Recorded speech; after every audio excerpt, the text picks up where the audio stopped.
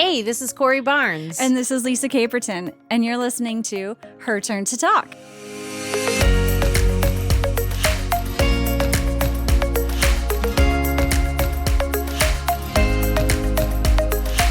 If you're a figment of my imagination, then I have the best imagination. Oh, well, thank you. That's very sweet. Do you want to know about my badass woman? No, not interested. All right. Of course I'm tell interested. our listeners anyways. Have you ever heard of Nellie Bly? Yeah. You have? Nellie Bly. Who is that? Tell me more. You've heard of her? Yeah, I can't think of who she is, though. Okay, well, that's her pseudonym. Her real name is Elizabeth Cochran Seaman, and she's better known by her name, Nellie Bly. But she is she was an American journalist who was widely known for her record-breaking trip around the world in 72 days. Yep. It's because she's on my list of badass really? future women. Yep. But she's what cool. I really also found interesting is about her is that she grew up in... There's a movie about her. Well, there's a book now. She has a book that's from her articles that she'd written that they put into a book because she would go undercover and do journalism undercover. And she even got herself committed to an insane asylum for 10 days. And they wouldn't let her out. And the newspaper had to come and be like, no, she's, you got to release her to us. She doesn't really belong in there. But she wrote an article and exposed the asylum. And a lot of this this is from Wikipedia. It says that the New York World was the name. And she was for the undercover assignment for which she agreed to pretend to be insane and to investigate brutality and neglect in the women's lunatic asylum of Blackwell's Island. And it was not an easy task for her because to get admitted, it says that first she had to check herself into a boarding house called a temporary home for females. And she stayed up all night to give herself a wide-eyed look of a disturbed woman and began making accusations that other boarders were insane. And so that a way she could, perceived to be insane and get committed. And as she was saying that how everybody else was crazy, she refused to go to bed. She eventually scared enough people and enough boarders that the police were called, and then they took her to court, who then got her sent to Blackwell's Island. She was committed to the asylum. She experienced deplorable conditions firsthand. After 10 days, the asylum released her at the request of the world's the New York World magazine or newspaper. And it says that later she published a book, and it's called 10 Days in a Madhouse. And we can link that on our website. You can get it from Amazon now. And it caused such a sensation, though, that actually reforms were made because of that. So she actually did, get changes made so that to better the treatment of the people in the asylum. So that, really was a very awesome thing. And then she ended up they wanted to do, from the fictional book Around the World in 88 Days, they wanted to do the trip for real. And they wanted to beat it and see if they could do it in less than 88 days. And so she did, with the paper funding, go around the world with trains, on boats, and she did it in 72 days. And actually, while she was doing it, I guess there was another newspaper that found out, so they were sending their own person to try to beat her, but she didn't know about it until she was already out there, and somebody said, hey, this other person's trying to win, essentially. And she said, I don't care, okay, that's great if they do, whatever. And they didn't. She ended up setting a world record, but it was broken just a few months later. But still, she still did it. But I think, I don't know. I was just reading about her. Obviously, you said you read about her too. But I was like, oh, that's pretty cool. She did some cool stuff, Real and rebellious. And how she became a writer is there. In the newspaper already, before she was a writer, she read some article, and it was about basically saying how women shouldn't be doing things, they should be at home. And she wrote in a rebuttal, and it was so good that the editor of the paper actually published it and it was a rebuttal to their own article. And then they called her and said, hey, we want you to come in. And then they made her change her name and all of that. But I was like, that's pretty good, Yeah. So that's my badass woman. I think she's pretty awesome. Nelly Bly. You can get a T-shirt with her face on it. Yeah, she's awesome. I mean, I would want to be her. I just think it's so cool. It's like, I did the spy one, or the other woman who, helped, get people out from the Nazis. And I just love that. Like the woman spy and going undercover. And, I just think it's really cool. Traveling Fascinates around me. the world. Yeah. I mean, I think, And New York at that time, buzzing. Yeah. Just absolutely buzzing. Oh, yeah, totally. This is all like, in the late 1800s that this is all happening, late 1800s, early 1900s. So that's my badass woman. Love it. Okay, so today we're going to talk to another badass woman. Her name is Debra, and Debra's many things. She's a national speaker. She's a copywriter and a multifaceted marketing mentor. And she's also an author of Millionaire Marketing on a Shoestring Budget.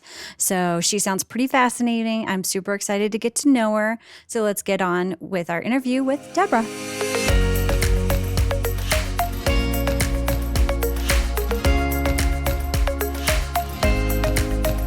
Welcome, Debra. Hi there, ladies. Thanks for having me here. Glad you're here today. Oh, well, it's nice to be here. I love all your little holiday decorations. I know your listeners can't see them, but it looks lovely. Thank you. Thank you. And will you tell listeners your full name? My full name is Debra Ann Jason. Fantastic. I go mostly by Debra Jason, though. Debra Jason. I'm saying it right, Debra Jason. Say it 3 times fast.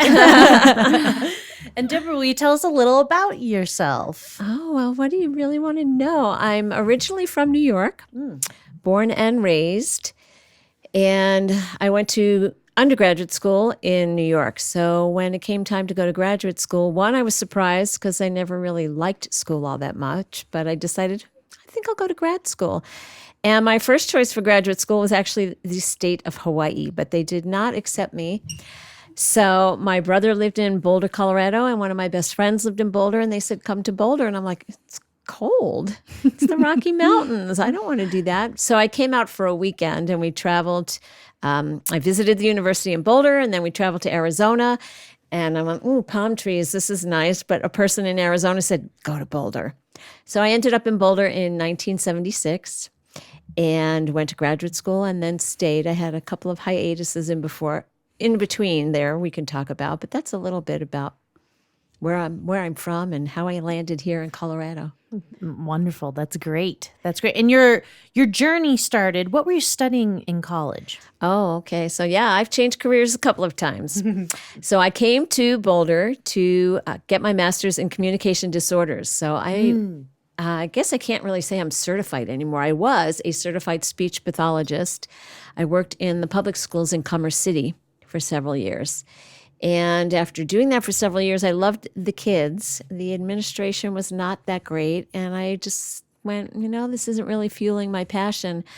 I didn't know what I was going to do next. So I stuck at the job until one day my boss looked at me and said, something's wrong. And he was the one good thing in my job besides the kids. And I said, I don't think I want to work here anymore. So I quit. But the good news for me is working in the public school system that I could quit in May, but my contract went through August. So I was able to take those 3 months to figure out, now what do I want to be when I grow up? So we can talk about that, but I changed careers a few times. Yeah. So what happened next? What happened next? So first, for those 3 months, I took the summer off, but I read the book, What Color is Your Parachute? And I basically did the exercises in that book. And the book talks about not looking for jobs, but looking at what are you interested in and doing information interviews. So I had boiled it down to 3 things. One was I thought it would be fun to be a TV, not a journalist, but one of the talk show hosts. Another thing I wanted to do is the fashion industry. And the third thing was the entertainment industry. So I managed to find 3 connections in each of those places. The entertainment industry, what is now the Fillmore, used to be called Mammoth Gardens. And I talked with a gentleman there, and he ended up offering me a job, but he was still waiting for funding. So he's like, I can't really offer you a job yet. So that really didn't turn into anything. I spoke to a woman who worked, I think it was Channel 4. And of course, there weren't any jobs there, but it was very interesting to talk with her. And then I talked with a gentleman who worked at the Merchandise Mart, and he was a clothing rep for junior women's sportswear. And he offered me a job, and that's what I did next. Was I became a sub rep for a clothing line called Condor, which was junior women's sportswear. So that's how I ended up in my next career. Was that where the marketing, your first taste of No. marketing started? Oh, okay. As I said, I've had a few careers. Yes. So the marketing thing, how did all that come about? So from speech pathology to the clothing industry, I ended up working for a catalog company here in Boulder. And that catalog was called Krupp's Fantasy Express. Had nothing to do with Krupp coffee makers. And I actually worked with the owner doing production of the catalog. It was long before the internet. So I helped her go to trade shows and look for product, and then work from start to finish on getting the catalog printed and out in the mail. So working with graphic designers and copywriters. After doing that for a couple of years, I went to my boss and I said, I'll keep doing what I'm doing, but I really want to do something creative. And I'm not an artist, so I don't think I could design the catalog, but I could probably write. So I started writing catalog copy, short little blurbs about, this mug or that T-shirt or that tree. And that's how I got into copywriting. You're who writes that. So somebody actually writes it. Yeah, somebody has to write that. I never even considered that. I'm actually writing a proposal right now for a company here in Boulder that does a catalog and has a website, and they still put out an actual catalog. Yeah. And someone has to write that content. If you want it to be creative, you could just say, this is a glass, it's clear, it's this tall. But if you want something that says, invite your friends over for happy hour and drink from this cocktail glass. Yeah. Then you need somebody who thinks a little more creative. So that was my launch to my writing career. But it didn't stop there. Eventually, I went back to New York because I was offered a job by a competitor. Oh. And were you single during this time? Did you have any kids? You were just I'm rolling single. solo? I'm single. Oh, you must have been having fun. I think I'm older than you ladies. But yeah, so I'm single, and this company in New York offered me a job. And having been from New York, I thought, they're going to pay me more money. Now I could go live in Manhattan. I grew up in a borough of the city called Queens. Yeah. So I'm like, okay, I'm going to go back. And my dad was there, and one of my brothers was there, and my older brother was moving back just at the same time I did. However, I quickly learned, if you know anything about Manhattan, that even though I was making more money, I still couldn't afford to live in the city. So I lived with my dad, bless his heart, and I commuted into Manhattan every day. And I forgot that New York was a lot of gray skies and dismal, so I wasn't really happy. And bless my father's heart, as hard as it was for him to say it, he's like, I don't think you should be staying here. And I wasn't sure if I'd come back to Boulder or not. But I did come back to Boulder. I own a condominium here, and I had rented it out. So it was a cool place to be. And I came back in the late 80s, and Colorado was in a recession. So everywhere I went looking for a job, they said, we're laying people off. We're firing people. We're not hiring people. But if you were to start your own business as a freelancer, then we could use your services. So on January 1st, 1989, I opened my doors as The Right Direction, WRITE, as a freelance copywriter. And that's the one career I'm still doing today. Wow. That's amazing. And for our listeners, and for me, actually, Yes. Can you tell me what copywriting is? Sure. So there's a lot of confusion about that because I'll tell people I'm a copywriter and they start asking me about copyright law. So copyright law is RIGHT. Copywriting is WRITE. Oh. And back in the day, long before the internet, when they were printing things, they would do, I think it was called letter set, where they set the type and then they copied it onto the printing press. So that was called copy. So you write copy. Copy are the words for marketing and advertising. So that's what a copywriter writer does is write promotional content, marketing content. And when I started my business, everyone said to me, "Oh, so when are you going to write a book?" And I said, "I'm not that kind of writer. I write marketing content. I don't write books and novels." So it wasn't until many years later that I actually did write a book. Oh, yeah. And Yes. that's really cool. And then your book, what is the name of your book? So the book is called Millionaire Marketing on a Shoestring Budget. And it's not about becoming a millionaire. It's about how do you gain visibility? How do you get exposure for your business when you're like me? When I started my business in 1989, as we just discussed, I didn't have a degree in marketing. I didn't have a degree in writing and journalism, but I knew I had to get my message out there. And it was before there was an internet, before there was social media. So the book is really about how do you get your message and gain visibility cost effectively? Because most people, when they start a business, they go, I don't have a whole lot of money. So it then turned into a presentation. And then one thing we haven't touched on yet is I left Colorado again for 10 years.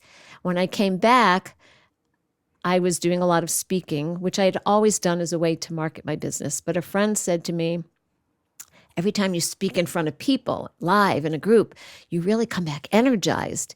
Maybe you should be doing that. And I'm like, well, I've always done that, but maybe I should start charging for it. So I became a professional speaker instead of just a public speaker. And many people then said, if you're going to be a speaker, you need a book. So I was at an event where a gentleman who I met was a publisher. He said, I love that idea.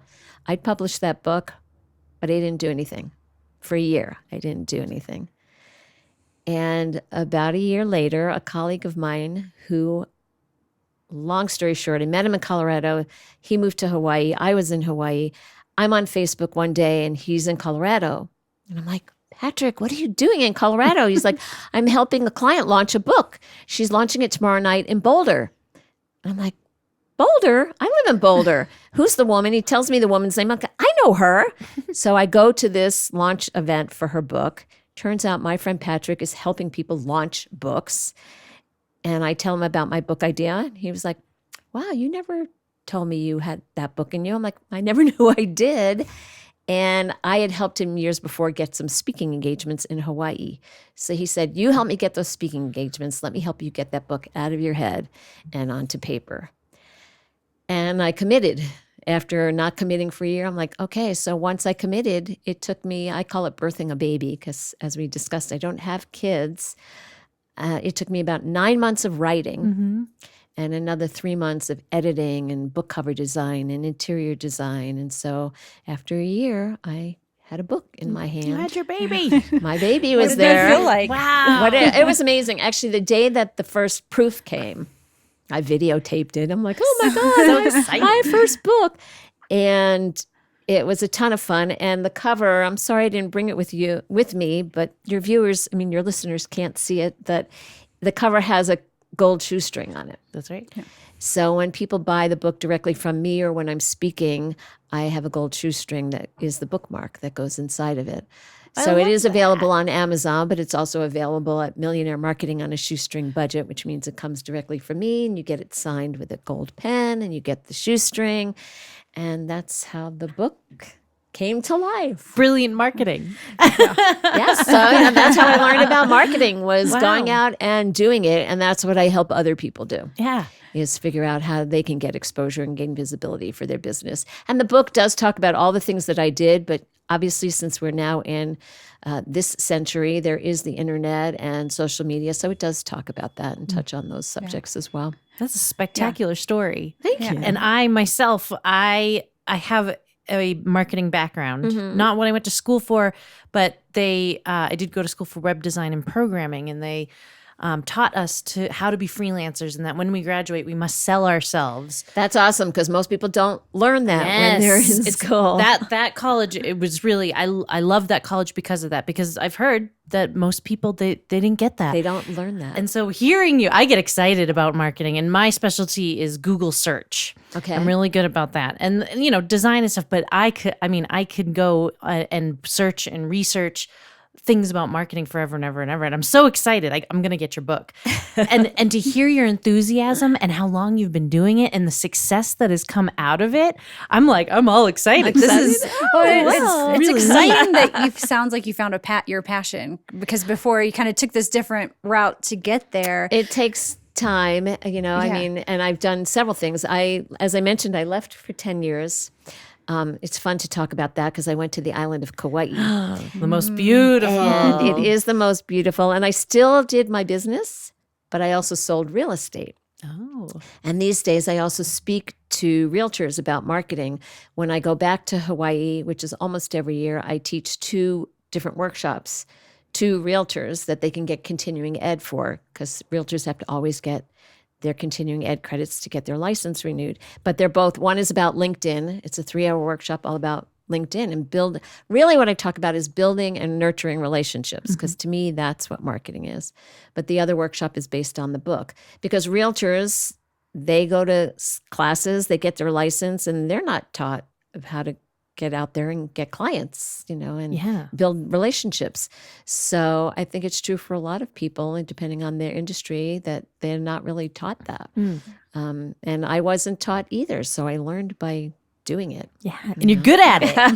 You're good at it. You're making it happen. You're a busy woman. Well, you You've ladies been found busy. me somehow. Right. One thing that caught my ear that you said that you did is the information interviews.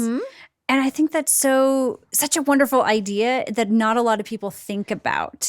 And so it's finding what you want to do and then finding someone who's doing that, right? But I had the luxury at that time, like I said, I was still getting paid through the summer when I left my job as a speech pathologist.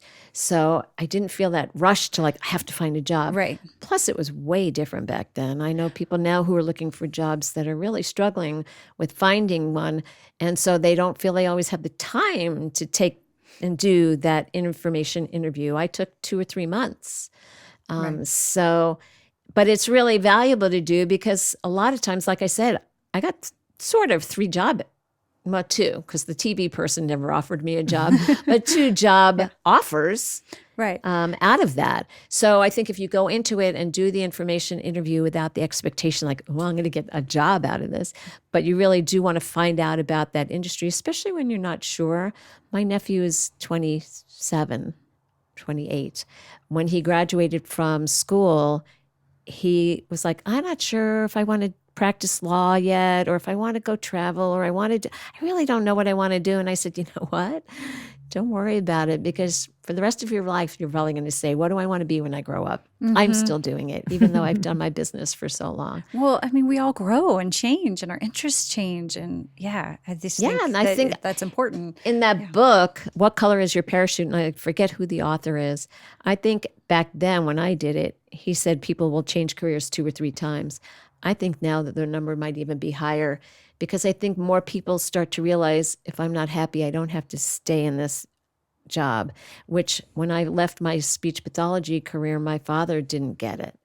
He's like, one, how could you leave?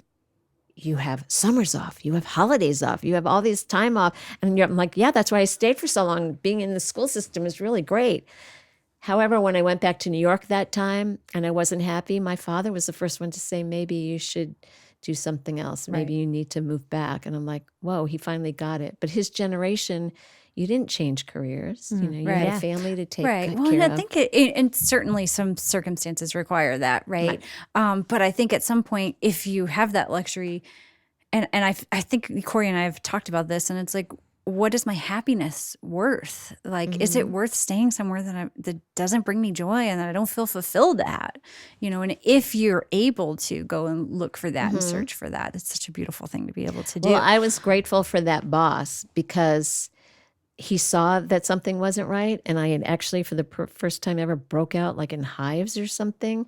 So it was like, it was my body saying, you're staying at this, and that happens to some people, is all of a sudden there's depression or there's illness of some kind because they're just hanging out going, I can't leave, because they don't see another path. I didn't see another path either. And I forget who turned me on to What Color is Your Parachute. The book is still out today. We'll link all of this on our website. What gives you such confidence to be able to get up in front of people and to, To speak? yeah.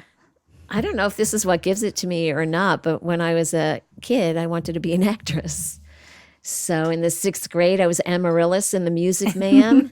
She was the little girl who played the piano and had the crush on, what's his name? Winthrop, who had the lisp. And then I did stuff I was in The Sound of Music as one of the kids. And when I hit junior high school, I applied to the High School of Performing Arts in New York, but they turned me down. Wow. So I kind of tucked that dream away, and I talk about it when I'm speaking. I'm like, well, okay, what am I going to do now? So then I wanted to be a model. And for those of you who are listening and can't see me, I'm 5'2". So when I went to New York modeling agencies, they said, you're too short. So I tucked that dream away. So eventually when I started to do my own business, like I said, one of the ways to market myself was to speak. So like most actors and actresses, I think when I first starting, I get those butterflies in my stomach. But once I'm there, I think some of it is my topic. I know it, so I feel fairly confident about it. If I'm doing something new, which I did back in May, the most nervous I've ever been was speaking in front of my speaking colleagues. So I'm a member of the Colorado chapter of the National Speakers Association and the national chapter. But we had an event where I got to speak for 10 minutes in front of my colleagues. I'm like, oh no. There's that fear of judgment, and I only have 10 minutes. Am I going to get it all in? And I'm talking really fast. And so I practiced, and that's part of the confidence thing too. Even when I speak on something I've spoken on before, it's always a different audience. So most of the time I'll practice again at home and practice again, or I'll add something or take something out. So some of it comes from doing it repeatedly, and some of it comes from practicing, but I'm not afraid of public speaking. So, it's for me, it's one great way to connect with people because I get to see them eye to eye and face to face and shake their hands or to hug them.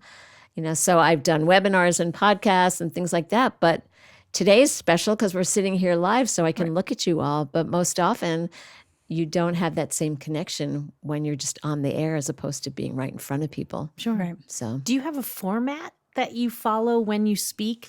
Like I remember I took a speaking class and they would say to talk over here to the right first and then to the middle and then to the left and then back again. Is there a method to the madness? For some people that coach speakers, there is a method. And some of it is if you're speaking as if you're telling a story and sharing someone else's voice, you should face this way or face that way. And I like to move around. It depends where I'm speaking. Yeah. So if I'm in a group where the room is small enough, I'll go into the audience and, look at people in the eye.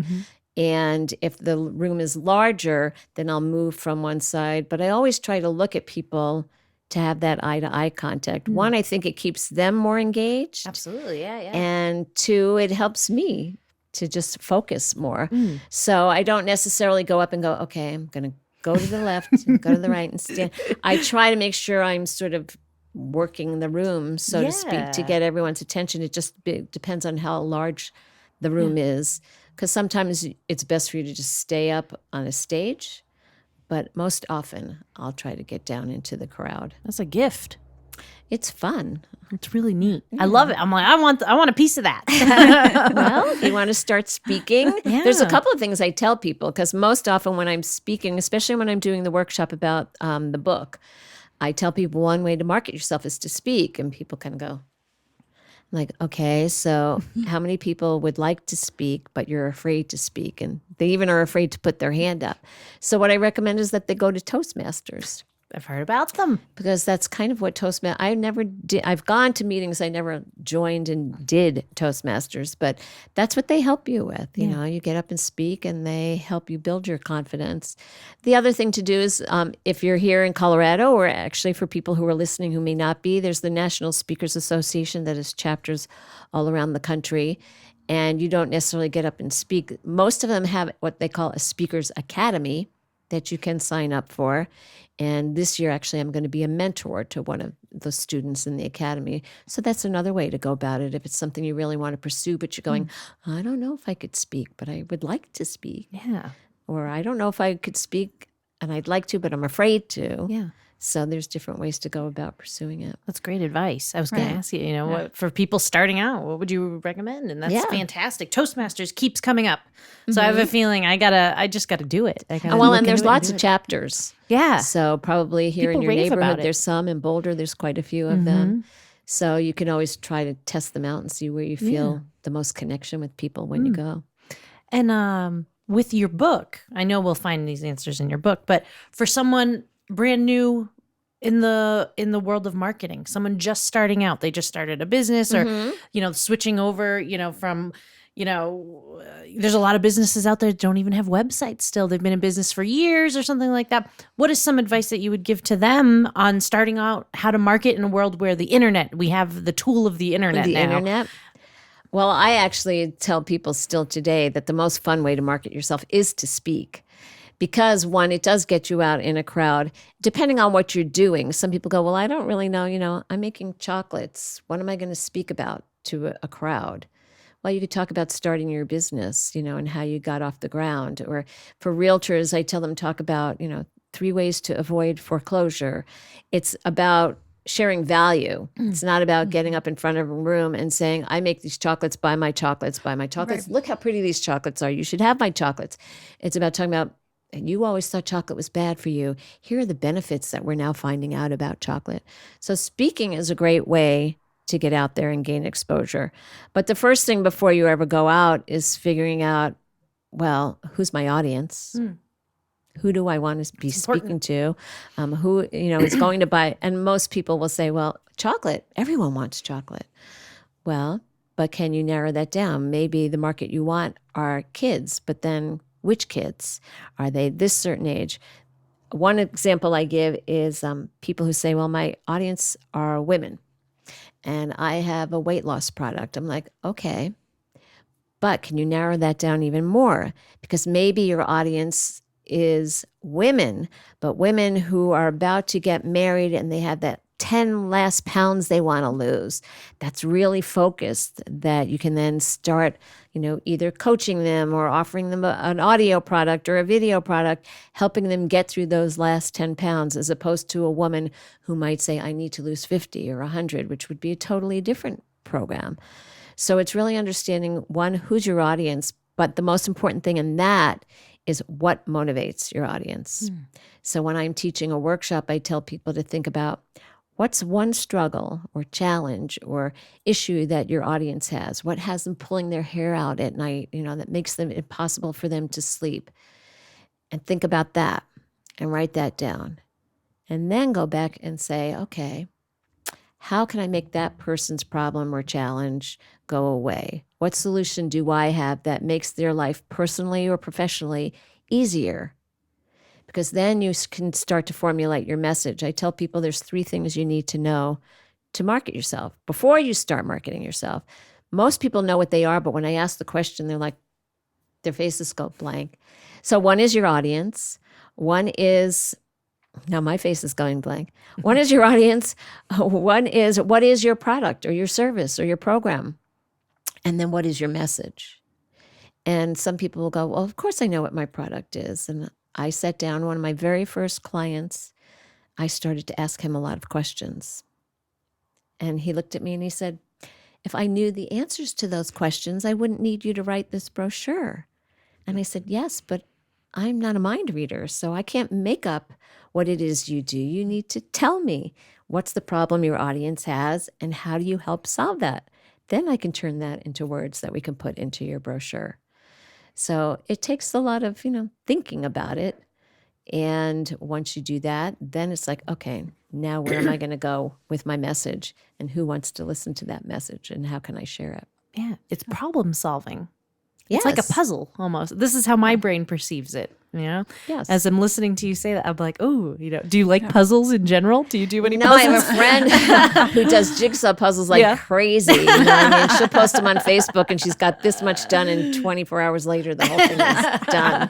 Sudoku or whatever, the word, I like she the word does the big jigsaw puzzles. Yeah, those big ones, moving things around. My next question, you got a question? Oh, Go well, ahead. I was just going to, if you I are hope still it's on the this same one topic, that I'm I going am. off topic Me too. on, okay. You're talking about like your love of speaking, but you also love to sing. Oh, yeah. Can you tell us about that? Just and don't you ask me to sing on this at show. Red Rocks as a backup. I sang at Red Rocks, so that was really exciting. So I told you, when I was a kid, I was in the Music Man and I had a solo. So that's where I started to sing. And then all through school, I was in some kind of chorus, girls' chorus, the school chorus. And then right before I moved to Colorado, I actually took singing lessons. My father had a client who was an opera singer. He's like, you should take lessons from her. And I'm like, I don't want to sing opera. Well, it wasn't about singing opera. It was about learning how to use your voice. But then I moved to Colorado and I didn't look for or find another instructor. So I'm one, who likes to sing in the car, to the radio, and in the shower.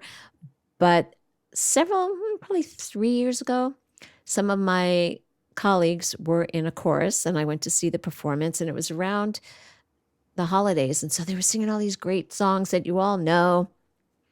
And it turns out you didn't have to audition for that chorus. So I'm like, that's my speed. Because I wanted to sing, but I didn't really want to audition because I don't feel like I'm that good. I didn't join that chorus, but then there was another, there's something called World Singing Day. I don't know if you've heard of it. A gentleman in Boulder, his name is Scott Johnson, started it about 8 years ago. It's forgive me, Scott, the second or third weekend of October. And he started it locally, and now it's around the world. If you go down to the Pearl Street Mall in front of the courthouse, they'll hand out books with songs, and everyone sings. It's not a performance. It's everyone just singing. Putting it on my calendar for Corey's 2020. got to get on the Corey We loves to just did sing. it in October. This year I was on the committee, but it was in 2017. One of the groups that got up, and like I said, it's not a performance, but different groups will get up to sort of lead a song.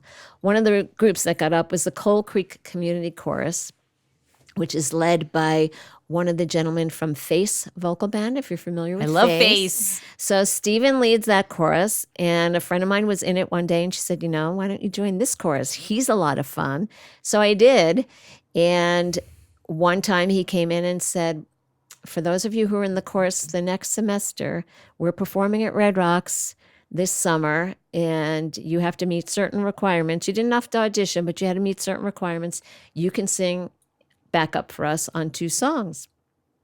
I'm like, oh, God, awesome. I've been to Red Rocks a lot. I have a friend who's in the music business, so I'd been backstage and under the stage and all those things, but never performing on the stage. So what they did is Face has a school called Face Vocal Academy of Music. No, Face Academy of Music. It's Face Vocal Band, Face Academy of Music. So between Stevens, Coal Creek Community Chorus, Cody, who's one of the other singers, has a couple of a cappella groups. He also has what's called a rock choir that meets in several places. There were 300 of us on the stage at Red Rocks. 300. Oh, that's awesome. Yes. So that was, it was amazing. You don't hear yourself when you're up there because you're busy, one, paying attention to the conductor, and you're just amazed that, all these people are out there. The audience was pretty full.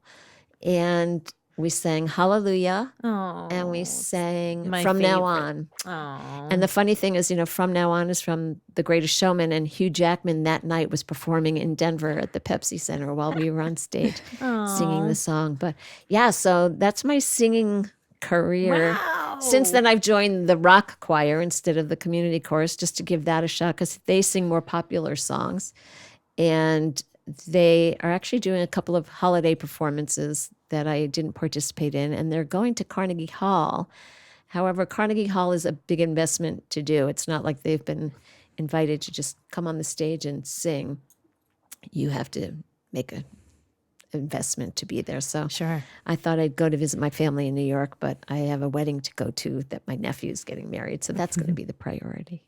But that's my singing, yes. So it was great fun, and I'll continue to do a chorus here and there, depending on what time of year it is. And it's also fun to find out what songs they're singing. But that's my singing. Singing and dancing are 2 of my Yeah, Segues we want to talk right into dance. dance. We want to know Onto about the this dancing disco dance instructing. Oh my goodness, Debra. Yes. So when I was a speech pathologist, one of the things I did is I went on vacation. My mother was a travel agent at that time, and my girlfriend and I went to Club Med. Club Med is not as popular these days, but back in that time, it was very popular for single people. So we went to Club Med, And actually, I should backtrack. My best friend is also from New York. And when we moved to Colorado, we were used to disco dancing and doing the hustle partner dancing, and women dancing together wasn't a big thing. I mean, a big issue back east. But we came out here to Colorado and nobody did the hustle. So Nobody did it yet? Nobody did it yet. So we would dance together. And of course, people looked at us funny. She started dating a guy. She taught him the hustle. So then we started teaching dance, disco dance. So I lived in Boulder. I went to a discotheque where a friend of mine was a manager. And I said, let me teach dance on an off night to bring people in. So I started teaching disco dancing at this discotheque. Yes, that's great. In Boulder. It's no longer here. It was called the Canyon Inn by day. And at night, it was called Isadora's Discotheque. I was still a speech therapist by day and first a dance instructor. But then when we applied for this job at Club Med, we applied as dance instructors. We actually were offered the job, but both of us were working in the school system. They wanted us to go in May. We're like, we can't go in May. We have contracts. We can go after our contract runs out. Well, by that time, they were like, we'll put you on a wait list, but it didn't happen. But in the meantime, I thought, if I go to Club Med, being a dance instructor is good, but it'd probably be cool to be a DJ. So since I'm working in this discotheque, I went to the manager and I said, I want to learn how to be a DJ. And he was like, why? You want a job here? I'm like, no, I just think it would be fun to do. So lucky for me, one of the other DJs had a crush on me and was willing to teach me in the off hours.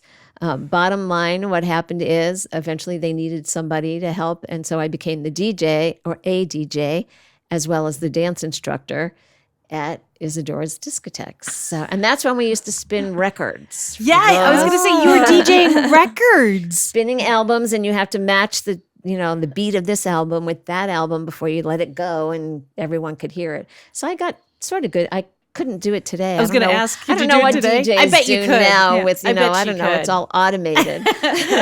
We have a DJ. We do. We Right got back some there. We've turntables got one. downstairs, not records though. I still have a so turntable, but it's fun. not hooked up, and I still have records. And the funny story is my nephew, who's now 20-something, we were in the car one day with his dad, my younger brother, talking about records or albums. I forget which phrase we were using. And he said, what are those? And we're like, well, that's what a CD used to be before we had CDs. Mm-hmm. So I still have a collection of them. They're in storage. Wow. Yeah, Do you have we any have a whole pictures pile of you of doing them, it? I'm yeah. so sorry. I didn't mean to interrupt. Pictures of me dancing or DJing? DJing, or- dancing, just the whole. I have some era. dance photos from that era. Yes, because I used them then. I'll tell you another fun story. And I think I have one or two of me DJing with the headphones on my head. Those are treasures. But that was long before cell phones even. So Yep. we have cameras and they're in some photo albums. I'd have to scan them.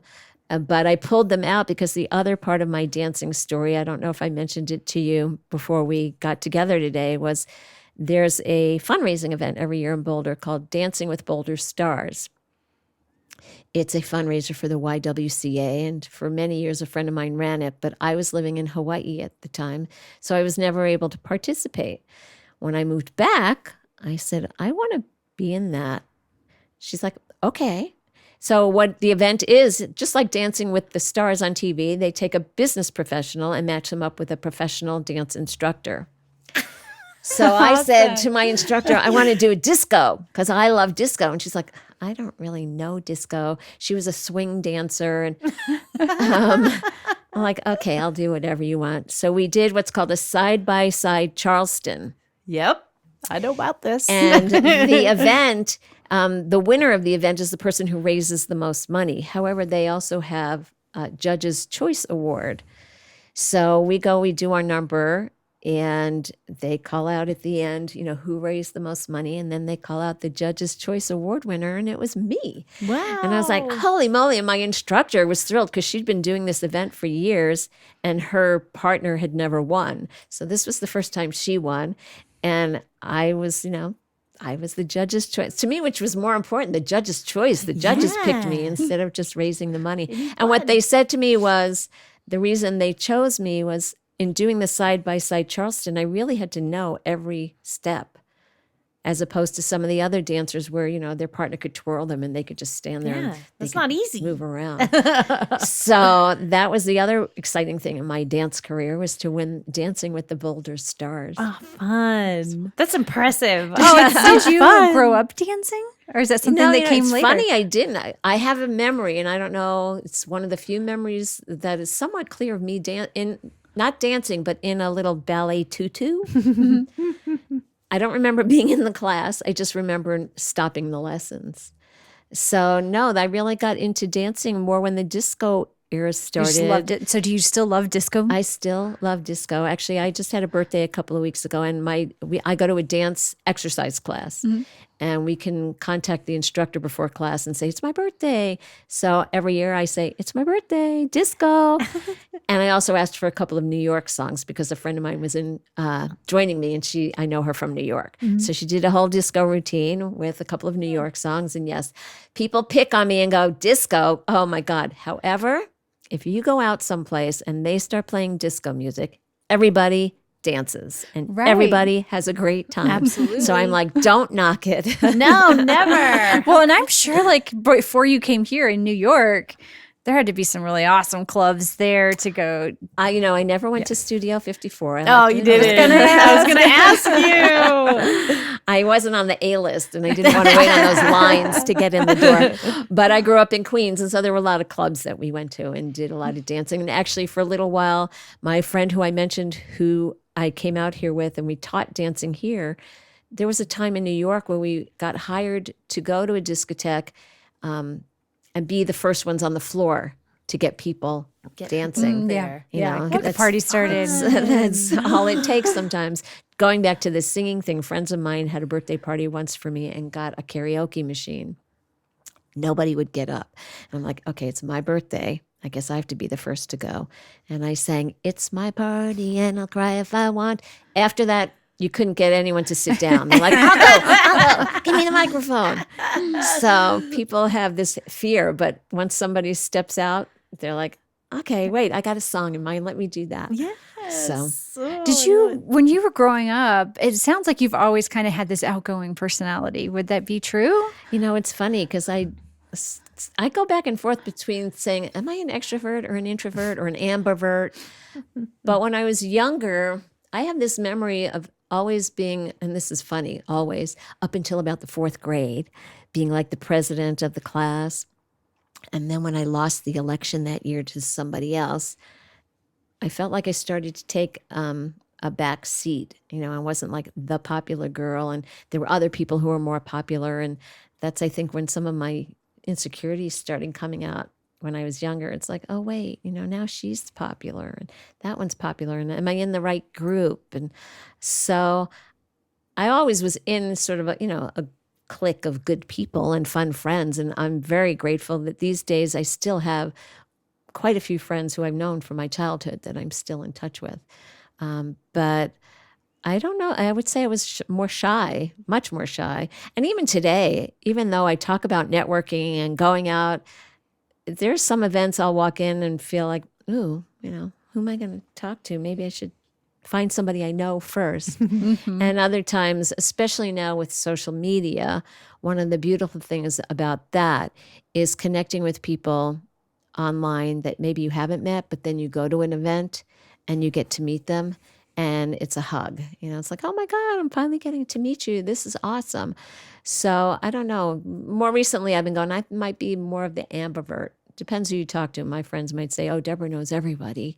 And I'm like, really? I don't think I do. But it's amazing because for as long as I've been in Boulder, there's still places I can walk in and go, I don't recognize anybody here. There's got to be at least one person I know. Yeah. So that's a good question. I'm still pondering whether I'm actually one or the other or the middle. Well, one thing I feel like I've heard in your story and that I've enjoyed is that you, and maybe you do have that fear internally, but that you have this bravery of going after what you want and like being the first on the dance floor and being like, I want to be in that dance competition and doing it. And, and even in your career, like going after what you want and proving to yourself that if you keep trying, that you can do things, and that you can kind of forge your own path, so to speak, is kind of what I hear. It's interesting because, when I was younger and was looking at going to college, I said to my mother, maybe I'll be a speech therapist. And she's, bless her heart, she's been gone for many years, but she was right. She said, I don't think that's going to be something that suits you. And I did it anyway. And she was right. But I think I just sort of fell into that in college because I started out in college as a fine arts major and quickly went, I really can't draw. I just like art. Got an A for effort in high school, for doing abstract stuff, but I can't draw a person or a scenery and landscapes. So I switched my major. But that's why I said to my nephew, you're going to keep changing what you're doing. So don't worry about what you want to be when you grow up. I still feel like I'm asking that same question, even though I've been doing this for so long. And part of it is because I've been doing it for so long. It's like, is there something else I should be doing? And that's sort of where the speaking has morphed as well. But I don't know. You can call me back next year. I might be doing something totally No, I different. think that's super inspirational is when you hear people who do things like that, because when you see other people doing things like that and succeeding, even though maybe they have some, trials along the way, but you can see somebody else and you can be like, okay, they can do it. I can do it. I want to make something really clear. Something you were saying and just sort of triggered this for me. One, when I started my business, after I'd been in business for a while, I started to really believe you don't necessarily need a college degree to do what you want, because I didn't have a marketing background, a writing background, or anything. But the other thing that just triggered something you said was I had plenty of days I was in tears. Plenty of days where I'd pick up the phone and somebody would reject me and I'd be hysterical crying going, why am I doing this? And to be really honest, there are days where I still have that, especially when it comes to speaking, because you have to apply to speak at a conference or an event, and somebody sounds like they're interested and you follow up and they don't return your calls and you're like, wait, I thought you were interested. So, it's not without struggles and the roller coaster and the highs and the lows. And there are days that you go, maybe I shouldn't be doing this. And then you might wake up the next day, and there's an email. This is a good story, I think. I talk about my book about being consistent and persistent. Well, I'd met this guy. No, he was referred to me. He worked for a real estate company that I really wanted to speak for. And we talked and he said, are you speaking anytime soon? I said, yes, come hear me. I'm going to be in Denver. He came. He's like, yes, I want you to come speak for we spoke. We were in touch for about a year with nothing ever happening. And one day I opened up my email and there was a message from him going, thank you for being persistent. I think we're ready to move forward to the next step. But there's a balance of you being persistent and you going, okay, now I feel like I'm just being a nudge. And how many times do I call, email, send a card even or a note where this person might eventually go. And to be really raw, I was going to say where this person might eventually go, leave me alone. I did this with another person up in the mountains. And so I would send a card, maybe then I'd send an email, then I'd call. The card came back to me in the mail, undeliverable. I'm like, oh, she must have changed jobs. And I call up the office to find out, who's the new person. And they're like, no, she's still there. She didn't want to hear from me anymore. And she sent the card back. I mean, it was a Christmas card. I'm like, come on, you could have opened the Christmas card. But I guess that was her way to message me and say, and she didn't say anything. It was only when I called and said, is Joan, whatever her name was there. And they said, no. And I'm like, she still works here. I'm like, oh, well, I got this card back from her. Do I have the right address? And they're like, what's your name? And I said, Debra Jason. And they're like, oh, she doesn't really want to hear from you anymore. And maybe a sign you take didn't, that as a slap in the face. You might have dodged a bullet with her. Could be. Usually everything happens for a reason. Well, that's part of life, right? Yeah. And part of it. It just doesn't feel really. Right. Yeah. Right. Yes. A Christmas card, really? Yeah. Sending that back to me? Yeah. Okay. I got the message now. But I still like it. I still like the persistence. You know? Yes, I mean, it might have stopped me in my track that day. Obviously, it stopped me from pursuing that particular organization, but it didn't stop me in the long run from finding other people to reach out to. Yeah. You know, And you never know what you're going to get. You never know. and when you have your own business, you're always pretty much marketing yourself. Yeah. Luckily, there's something called word of mouth, which I talk about in the book, which is the most cost-effective way to market yourself. Agreed. So, if you do a good job, then other people will refer you. And the beautiful thing, going back to what you said very early on about what do you tell people who are just starting their business? One thing I tell them is get involved. So join a chamber of commerce or join a Toastmasters group or some kind of group, but don't just join. Actually get involved. Get on a committee. Be a chairperson. Get on the board of directors. Because my point is that's where you get to know, like, and trust people. I talk a lot about that KLT factor. And my bottom line point of what I'm trying to say is that sometimes the phone will ring. My phone rang last week.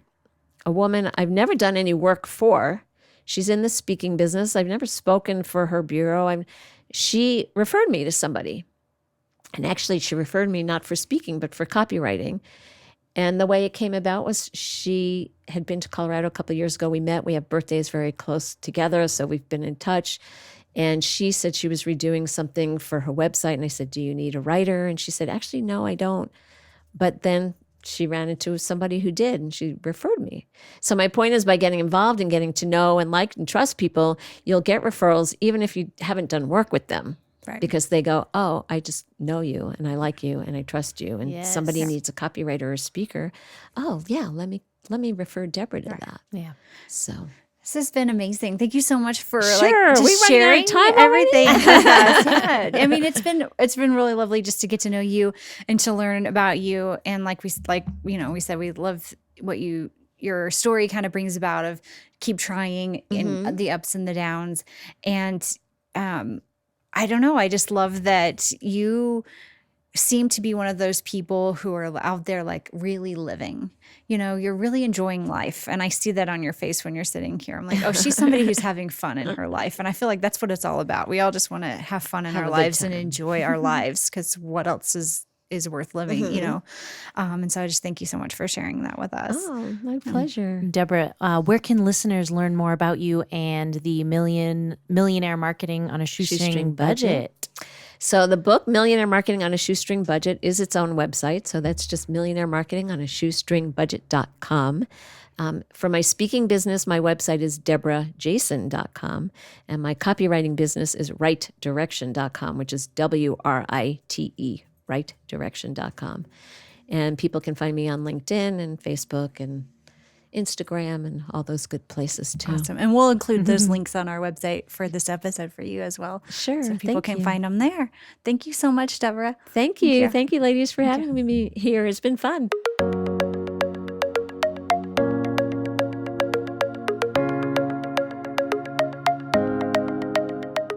If you have an interesting story, something funny, something sad, something you want the world to know, please email us. We want you to share your experiences with us. We'll take these, we'll collect them, we'll do some episodes sometimes where we'll read them. So if you want to be anonymous, please just let us know. We won't read your name. If you want your name read, then we will. But send us those stories, comments to info@herturntotalkpodcast.com. And we also ask, if you like what you're hearing, please rate, review, and subscribe. Thank you.